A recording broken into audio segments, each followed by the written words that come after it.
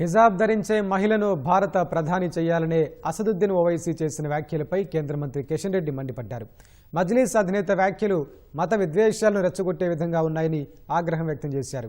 పాకిస్తాన్, బంగ్లాదేశ్కు వెళ్లి బొట్టు పెట్టుకునే హిందువును ప్రధాని చేయాలని ఓవైసీ అడుగుతారా అని ప్రశ్నించారు.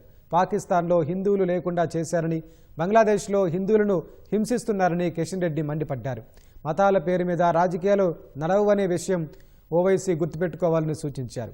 పాకిస్తాన్, బంగ్లాదేశ్ పరిస్థితులను భారత్లోనూ రావాలని ఓవైసీ కోరుకుంటున్నారని ఆక్షేపించారు. ఓవైసీ మాట్లాడుతూ ఈ దేశానికి హిజాబ్ ధరించేటువంటి ఒక ముస్లిం మహిళ ప్రధానమంత్రి కావాలని కోరుకున్నాడు. ఈ దేశంలో ఇప్పటికే అనేక సార్లు మైనార్టీలకు సంబంధించినటువంటి వాళ్ళు ముస్లిం సామాజిక వర్గం నుంచి కూడా రాష్ట్రపతులయ్యారు.